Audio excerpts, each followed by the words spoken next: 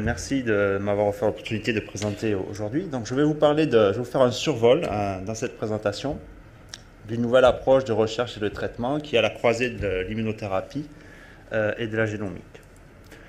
Donc, chez l'enfant, la plupart des processus de métabolisme cellulaire et de division cellulaire dans une cellule normale vont aboutir chaque jour à la genèse de plusieurs dizaines de milliers de mutations spontanées de l'ADN. Heureusement, dans une cellule normale, il y a un système très régulé et très précis d'ADN polymérase spécifique qui vont réparer la très très grande majorité de ces mutations. Mais en biologie, aucun système n'est efficace à 100%. Et il y a des mutations qui ne vont pas être réparées. Donc chez l'enfant, on pense que c'est ces phénomènes spontanés du métabolisme cellulaire, de la division cellulaire, qui sont à l'origine des cancers. Chez l'adulte, le niveau de ces mutations est grandement augmenté par l'âge, parce que plus on vieillit, plus on a de risques d'accumuler ces mutations. Par des facteurs environnementaux également, que ce soit l'exposition aux radiations ionisantes, tabac, des virus aussi, qui peuvent augmenter ce niveau de mutation. Et le vieillissement aussi, on s'est aperçu ces dernières années qu'avec le vieillissement, le système immunitaire d'une personne a moins la capacité d'éliminer des cellules mutées. Et donc tout ça va faire que chez les adultes, on a 100 fois plus de cancer que chez l'enfant. Si on revient aux mutations, parmi les mutations générées, il y en a un certain nombre qui ne vont avoir aucun effet. C'est une mutation qui survient dans un gène qui n'est pas important pour la cellule, ça n'entraîne aucun changement, ça passe inaperçu. Il y a un certain nombre qui vont au contraire survenir dans un gène très important pour la survie cellulaire et ça va entraîner leur mort. Donc là aussi, ça va passer inaperçu le plus souvent. Puis il y a un certain nombre qui vont entraîner des changements, qui vont initier une transformation cancéreuse. Donc parmi ces mutations acquises par une cellule, il y en a un certain nombre, ce qu'on appelle les mutations driver ou les mutations conductrices, on peut traduire ça en français, qui vont entraîner des changements qui vont être à l'origine du comportement des cellules cancéreuses, que ce soit des gains de prolifération, une capacité à devenir indépendant des facteurs générés dans le milieu pour soutenir la multiplication des cellules, vont pouvoir aussi acquérir des changements métaboliques qui vont permettre de produire l'énergie nécessaire à la prolifération cellulaire ou des capacités de métastase. Et quand il y a ces mutations qui apparaissent, et ces mutations drivers, il y a une espèce de cercle vicieux qui fait que plus vous avez de mutations, plus vous allez en acquérir au fil du temps.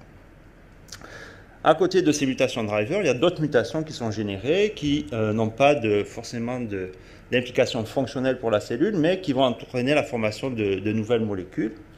Et également, le troisième changement majeur, c'est que la prolifération des cellules à l'intérieur des tissus va entraîner des changements de la physiologie des tissus et aboutir à un mécanisme d'inflammation. Donc, plus en détail, la formation des nouvelles molécules, du point de vue de l'immunologie, on peut catégoriser ça en deux grands groupes. Premier groupe de ces mutations, c'est la formation de néoantigènes, c'est-à-dire de molécules, de protéines qui ne sont pas présentes à l'état normal chez un individu. C'est ce qu'on appelle des néoantigènes, et ça peut être reconnu par les cellules immunitaires. Les néopeptides, c'est tout simplement des néoantigènes coupés en petits morceaux.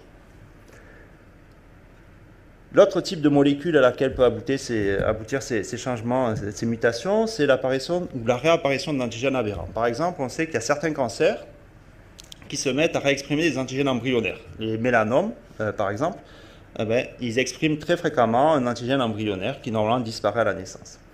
Il peut y avoir aussi l'expression d'antigènes spécifiques de tissus. Il y a des antigènes qui sont présents que dans certains tissus et pas dans d'autres. Et quand un tissu subit une transformation cancéreuse, il peut se mettre à réexprimer ou à exprimer ces antigènes aberrants. Donc tous ces types de mutations peuvent être repérés par le système immunitaire et ça peut, dans certaines conditions assez complexes, conduire à une cytotoxicité, donc à une réponse immunitaire antitumorale. Au niveau des tissus, donc, la prolifération des cellules cancéreuses va entraîner un ensemble de changements qui vont aboutir à des mécanismes d'hypoxie, de nécrose, à un stress cellulaire au sens général. Ce stress cellulaire va générer la production de tout un ensemble de molécules, des cytokines, des chémokines, c'est-à-dire les cytokines, c'est des molécules qui stimulent le système immunitaire, les chémokines, c'est des molécules qui recrutent des cellules immunitaires. Puis il y a d'autres types de molécules de stress aussi qui vont être exprimées. Tout ça va faire que quand un tissu subit une transformation cancéreuse, les cellules sentinelles de l'immunité vont être alertées. Il y a deux grands types de cellules sentinelles. Il y a les macrophages, qui sont des cellules sentinelles résidentes des tissus. Il y en a dans tous les tissus, puis ils sont là en permanence.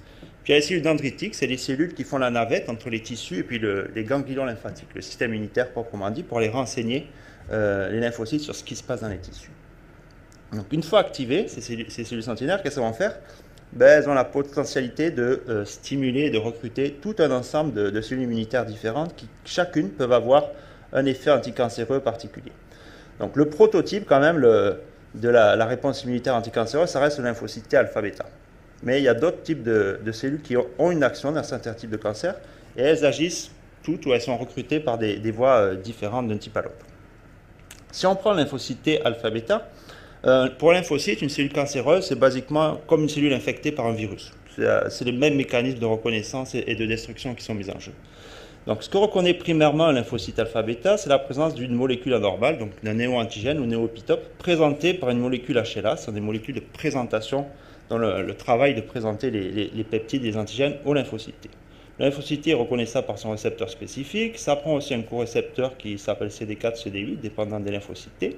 Ça prend aussi des cosignaux d'activation par les cellules dendritiques, par les cellules du système immunitaire. Et ça prend un troisième signal qui est la présence de cytokines activatrices dans le milieu. Ce qui est important aussi à noter, c'est que quand un lymphocyte T s'active, il se met aussi à exprimer en même temps des molécules inhibitrices à sa surface. C'est des mécanismes qui vont permettre de réguler la réponse immunitaire. Une fois que le lymphocyte a fait son travail, il faut le remettre au repos pour éviter qu'il aille causer des dégâts ailleurs. Donc ça, c'est un mécanisme qui est mis en jeu en même temps que le lymphocyte est activé. Et tout ça, ça aboutit à une réponse cytotoxique qui est basiquement l'induction de l'apoptose. Pour ceux qui ne sont pas familiers avec ce terme, le lymphocyte ne va pas faire exploser la cellule cancéreuse, il va juste lui délivrer un signal pour lui dire de se suicider. Et le suicide d'une cellule, c'est un ensemble de processus de gènes très régulés qu'on appelle l'apoptose. L'autre grand type de lymphocyte qui est impliqué dans la réponse immunitaire anticancéreuse, c'est les lymphocytes NK. Eux, ce qu'ils surveillent, c'est l'expression des molécules HLA à la surface d'une cellule. Normalement, une cellule, elle est censée toujours exprimer des molécules HLA. Si une cellule, et quand ces molécules HLA sont exprimées, le lymphocyte NK, dans la plupart des cas, il est maintenu au repos. Il n'attaque pas la cellule. Si la cellule cancéreuse, pour échapper par exemple à la surveillance des lymphocytes T, se met à réprimer l'expression de ces molécules HLA, à ce moment-là, la cellule NK peut devenir activée. Ça prend en général, la perte de HLA ne suffit pas. Il faut également des cosignaux d'activation médiés par des récepteurs de membrane. Et ça prend aussi des cytokines. Et à la fin, le lymphocyte NK il fait la même chose qu'un lymphocyte T. Il induit un mécanisme d'apoptose dans la cellule cancéreuse. Très longtemps, ces phénomènes d'immunosurveillance ont été considérés comme quelque chose de très anecdotique dans le domaine de l'oncologie, qui était basé sur la chimiothérapie, la radiothérapie, la chirurgie. Mais on savait depuis longtemps que ça existait à l'état naturel. Par exemple, dans les neuroblastomes, on sait que certains patients, le cancer va régresser spontanément sous l'action du système immunitaire. Le problème, c'est que quand le système immunitaire détruit le cancer chez ces patients-là, en même temps qu'il reconnaît des antigènes spécifiques à la surface des cellules de neuroblastes, il réagit contre les mêmes antigènes présents dans le cerveau. Et ça entraîne des dégâts cérébraux importants, qui sont à la fois une conséquence négative et aussi la preuve qu'il y a une réponse immunologique. C'est ce qu'on appelle le syndrome osteoclonus-myoclonus. Un domaine où c'est un peu mieux connu, c'est celui de l'allogreffe de moelle. On sait depuis très longtemps que quand on injecte des lymphocytes du donneur après une greffe de moelle, on peut entraîner des rémissions de rechute de leucémie. Donc il y a une action immunologique là qui est facile à mettre en évidence. Une des équipes qui a fait le plus de progrès et de découvertes en termes d'immunothérapie, c'est l'équipe de Rosenberg qui travaille sur le mélanome. C'est à l'Institut national du cancer aux États-Unis. Très tôt, cette équipe, dans les années 90, s'est aperçue, on le savait avant, mais eux, ils ont travaillé là-dessus vraiment, ils sont aperçus que dans les mélanomes, à côté des cellules cancéreuses, dans le tissu, il y a tout un ensemble de cellules immunitaires qui infiltrent la tumeur. Ils ont appelé ces cellules immunitaires des lymphocytes infiltrant les tumeurs, TIL. Et donc, très tôt, ils ont eu l'idée d'essayer de stimuler ces cellules immunitaires pour monter une réponse immunitaire anticancéreuse. Donc, au début, ils ont utilisé des cytokines activatrices à très forte dose, comme l'IL-2 et l'interféron alpha.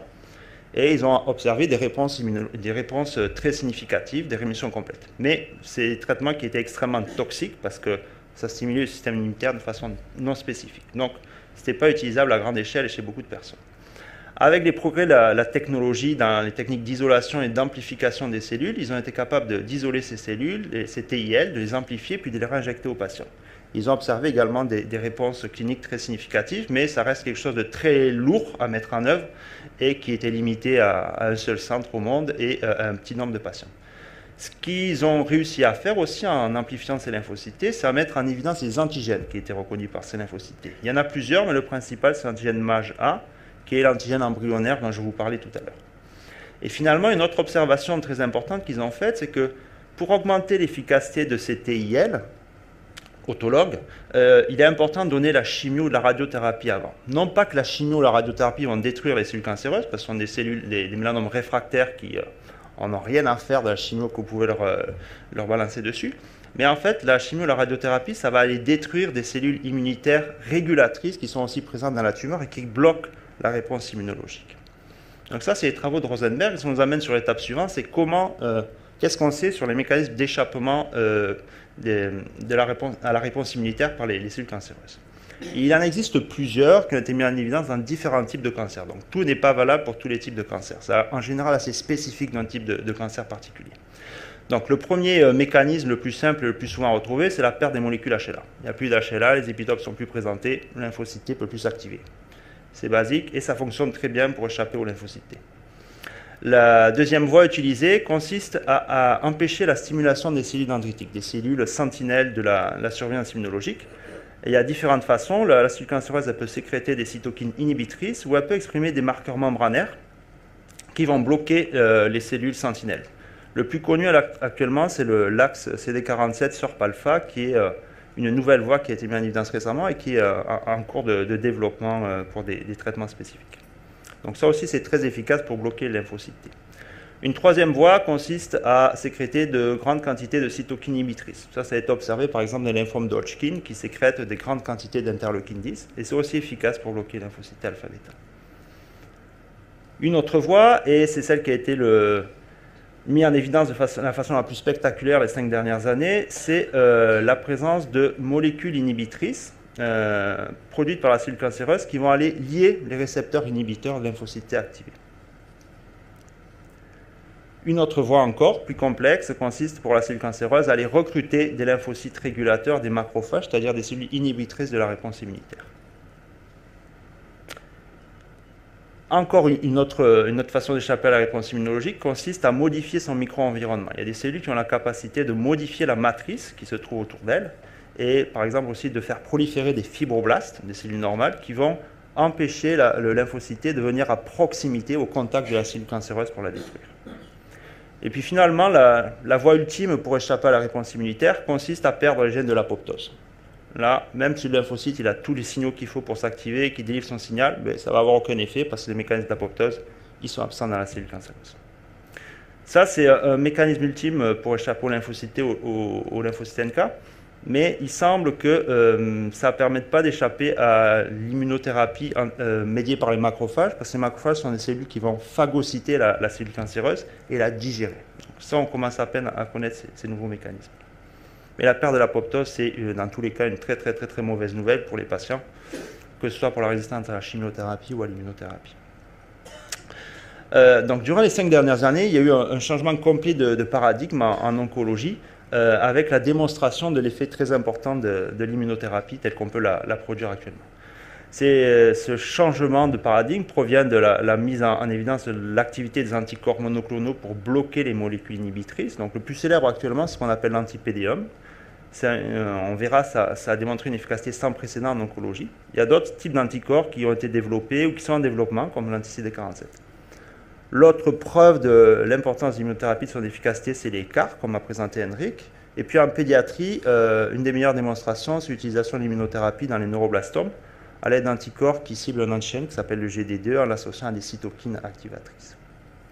Donc le plus célèbre des anticorps monoclonaux ces dernières années, c'est le nivolumab. C'est un anticorps qui va venir bloquer l'interaction entre le récepteur inhibiteur qui s'appelle PD1 à la surface des lymphocytes T, et puis le ligand de ce récepteur qui s'appelle PD1 ligand 1 ou 2. Et quand on donne cet anticorps, ça bloque complètement cette interaction et ça restaure la cytotoxicité. Et en clinique, ça c'est un exemple de patients adultes avec des cancers pulmonaires non à petites cellules réfractaires et en rechute. Après une première ligne de chimiothérapie, ils ont comparé le nivolumab en monothérapie au docetaxel, qui est la meilleure chimiothérapie disponible pour ces patients. Et ce qu'on voit, c'est qu'en termes de survie, la différence à 1 an, elle est majeure. Donc, ce n'est pas 100% des patients qui répondent, mais 40% de survie à 1 an dans un cancer pulmonaire métastatique réfractaire à la chimio, c'est des résultats qui n'ont jamais été vus en 50 ans de traitement en oncologie. La génomique maintenant. Je vais aller rapidement. Pour ceux qui ne sont pas familiers avec le terme, un gène c'est composé de séquences régulatrices d'introns, d'exons. Les exons, ils sont traduits en ARN et ces ARN, constitués d'exons, font finalement donner des protéines. Donc la génomique, ça permet actuellement d'analyser, de séquencer, c'est-à-dire de lire l'ensemble des gènes d'une cellule. Ça permet aussi de lire l'ensemble des ARN d'une cellule. Et puis on a des techniques complémentaires de protéomique aussi qui sont un peu plus complexes à mettre en évidence, qui sont moins développées, qui permettent de voir l'ensemble des protéines présentes dans une cellule. Donc la façon dont la génomique a été appliquée en oncologie jusqu'à présent, ça a été, comme l'a présenté Dr Siné, pour rechercher principalement des mutations conductrices. Donc ces mutations qui ont des gains de prolifération, la capacité à former des métastases, à augmenter le métabolisme. Et dans l'idée de donner des molécules spécifiques inhibitrices de ces mutations. Ce que propose l'immunogénomique, c'est juste une autre façon de faire la génomique et d'utiliser les mêmes données, mais avec des traitements informatiques différents. C'est de rechercher des néoantigènes, des néopeptides, et de rechercher des modifications de l'expression de gènes qui sont des gènes normaux de la réponse immunitaire, mais qui peuvent être utilisés de façon biaisée par les cellules cancéreuses pour échapper à la surveillance immunologique. Et là aussi, c'est dans la même idée de développer des thérapies immunologiques ciblées.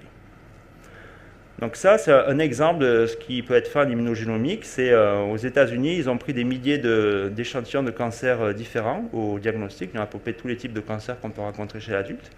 Et puis, ils ont regardé le niveau de mutation. Donc, on voit que le niveau de mutation, il est variable d'un type de cancer à l'autre.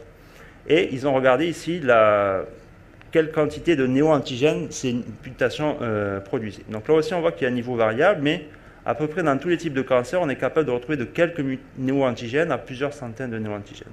Le point important, c'est que c'est des analyses faites au diagnostic. Et on sait que plus un patient a un cancer évolué, plus il va accumuler de néomutations et de néo-antigènes, parce que les traitements qu'on donne, la chimio et la radiothérapie, c'est les principaux pourvoyeurs ou la meilleure façon de produire des mutations dans une cellule.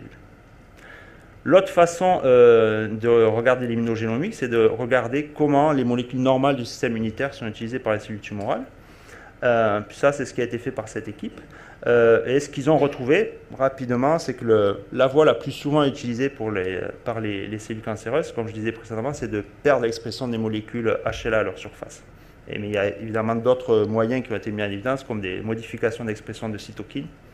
Et ça permet aussi, cette technologie, de regarder dans un tissu cancéreux quelles sont les cellules immunitaires qui sont présentes, quel type de lymphocytes. Donc il y a des limitations qui sont encore complexes et importantes, comme le fait qu'on ne connaît pas tous les gènes qui sont impliqués dans la réponse immunitaire. Notre connaissance elle est encore imparfaite, même si ça progresse très rapidement.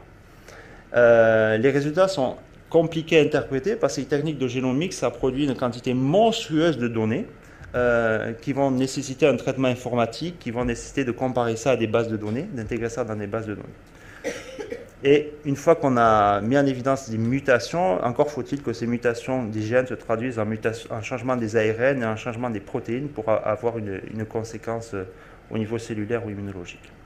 Bon, il y a le problème des délais, comme on a vu ce matin, qui sont plus ou moins compatibles avec la survie des patients pour obtenir ces données.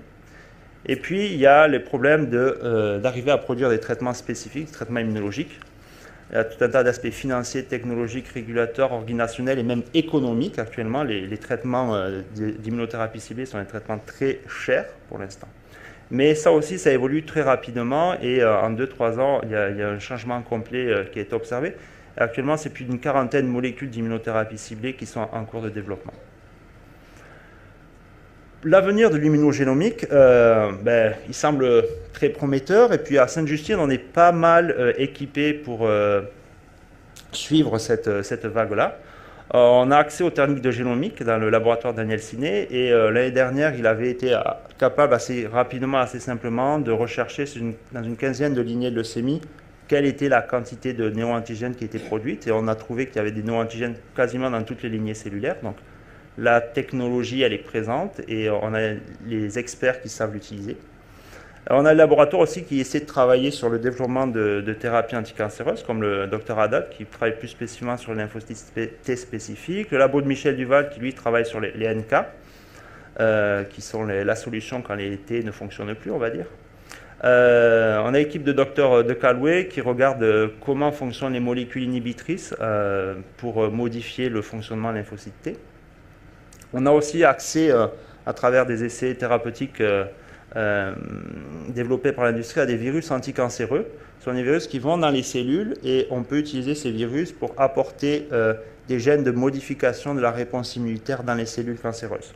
Et elles vont se mettre, par exemple, à sécréter des molécules, des cytokines activatrices du système immunitaire. Et enfin, on a le labo du docteur Reynal qui travaille sur l'épigénétique. Et l'épigénétique, c'est possiblement ou probablement aussi une voie importante pour l'immunothérapie du futur, parce que la perte des mécanismes d'apoptose, qui est la façon ultime d'échapper à la réponse immunitaire, ça peut être quelque chose de définitif, c'est-à-dire vous avez muté le gène, vous avez perdu les gènes de l'apoptose, mais ça peut être aussi quelque chose de réversible. Ça peut être juste une répression de l'expression des gènes à travers des mécanismes épigénétiques. Et actuellement, il existe des molécules qui permettent d'inverser cette répression, donc de restaurer potentiellement les mécanismes d'apoptose. Et donc voilà pour l'introduction pour Dr Reynal, qui va me suivre.